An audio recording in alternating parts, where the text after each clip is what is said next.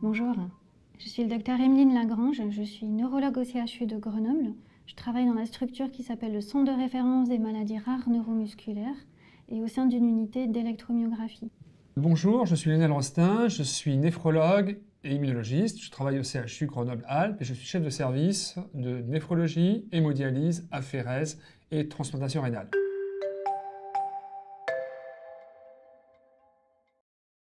Donc le système immunitaire est hautement régulé parce que s'il n'y avait pas cette régulation, effectivement, il pourrait s'emballer. Il pourrait s'emballer et on pourrait faire un lymphome, ou il pourrait s'éteindre et on ferait des infections à répétition.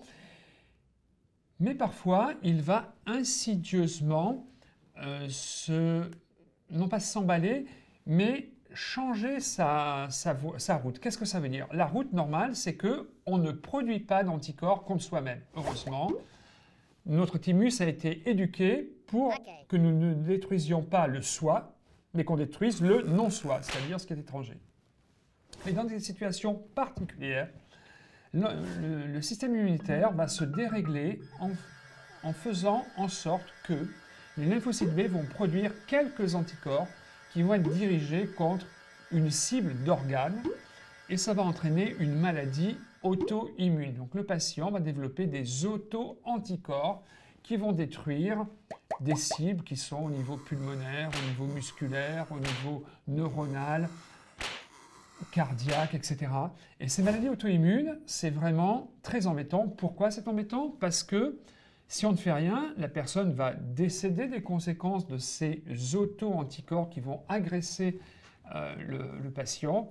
Et il va falloir mettre en place tout un traitement immunosuppresseur pour supprimer en partie, bien sûr, le système immunitaire afin qu'il soit mieux régulé et que le patient produise moins, voire plus, voire plus, d'auto-anticorps.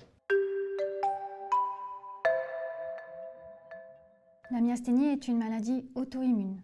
Le corps sécrète des défenses immunitaires de lui-même, c'est ce qu'on appelle un auto-anticorps, et cet auto-anticorps va se retourner contre le corps lui-même.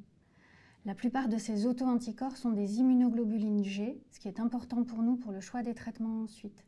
On différencie les auto-anticorps qui rendent malade des anticorps qui sont aussi des voies de médicaments, les anticorps anti-CD5, les anti-CD20, mais aussi les traitements de substitution qu'on va utiliser dans la crise de la myasthénie, comme les immunoglobulines. Dans la myasthénie, on différencie essentiellement deux auto-anticorps qui sont l'auto-anticorps antirécepteur de l'acétylcholine et l'auto-anticorps qu'on appelle anti-MuSK. L'auto-anticorps, lui, antirécepteur de l'acétylcholine est particulier dans son fonctionnement. C'est un auto-anticorps qui vient se greffer sur le muscle, sur le récepteur de l'acétylcholine, il vient prendre sa place.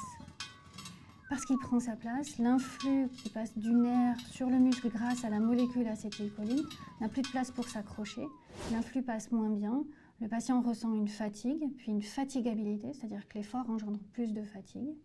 C'est transitoire, c'est réversible, mais par contre, cet auto-anticorps accroché sur le muscle a une autre particularité, il rend malade, il est pathogène différemment, parce qu'il a aussi la capacité d'activer la voie classique du complément, et en faisant ça, il détruit le récepteur, mais il active aussi le complexe d'attaque membranaire qui va détruire la membrane sur laquelle est posé ce récepteur. C'est très spécifique de l'auto-anticorps antirécepteur de l'acétylcholine, c'est une immunoglobuline de type 1 ou 3. L'auto-anticorps anti-MuSK, lui, est différent. Il vient empêcher la protéine MuSK d'avoir son rôle d'architecte dans la jonction neuromusculaire. Normalement, la protéine MuSK, elle se lie à une autre protéine qu'on appelle LRP4, et les deux fusionnés ensemble ont un rôle d'architecte sur la membrane. Ils vont faire des assemblages de récepteurs et les grouper entre eux. L'auto-anticorps empêche cette fusion. Alors c'est un auto-anticorps qu'on appelle immunoglobuline 4, il n'active absolument pas la voie du complément.